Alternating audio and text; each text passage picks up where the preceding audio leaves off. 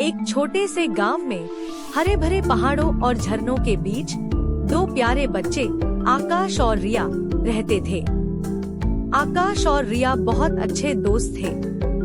उनका दिन खेतों में दौड़ते और पेड़ों पर चढ़ते बीतता था। एक शाम जब सूरज ढल रहा था और आसमान में सितारे चमकने लगे थे, आकाश और रिया अपने पसंदीदा पत्थर पर बैठे थे।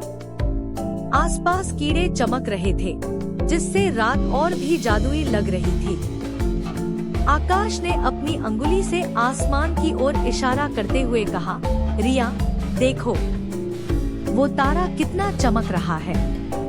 रिया ने उसकी ओर देखा और मुस्कुराते हुए बोली, हाँ आकाश, ये तारे सच में बहुत सुंदर हैं। तुम्हें पता है, दादी कहती हैं कि हर तारा एक कहानी बताता है। आकाश ने आश्चर्य से पूछा, सच में? कैसी कहानी?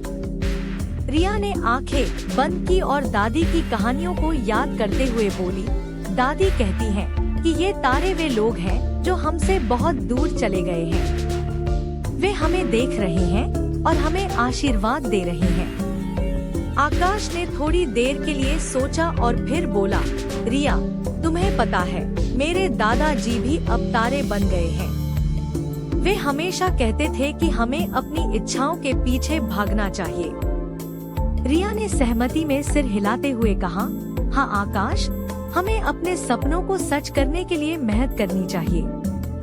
उसी समय आसमान में एक टूटता हुआ तारा दिखाई दिया। दोनों ने एक साथ अपनी आंखें बंद की और मन ही मन एक इच्छा मांगी। जब उन्होंने अपनी आंखें खोली तो रिया ने कहा, आकाश तुमने क्या मांगा? आकाश ने हंसते हुए कहा, अगर मैं तुम्हें बता दूंगा तो वो सच नहीं होगी। रिया ने मुस्कुराते हुए कहा, ठीक है, मेरी भी यही बात है। उन दोनों ने उस जादुई रात में बहुत सी बातें की, हंसे और खेले।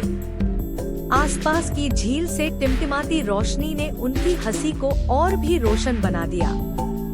धीरे धीरे रात गहरी होती गई और तारे और चमकने लगे।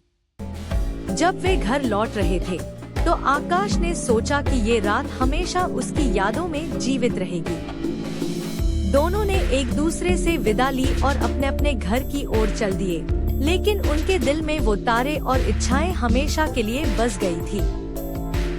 आकाश और रिया की ये दोस्ती और उनकी वो जादुई रात इस बात का प्रमाण थी कि जीवन में कुछ पल ऐसे होते हैं जो हमें हमेशा याद रहते हैं और हमें प्रेरित करते हैं।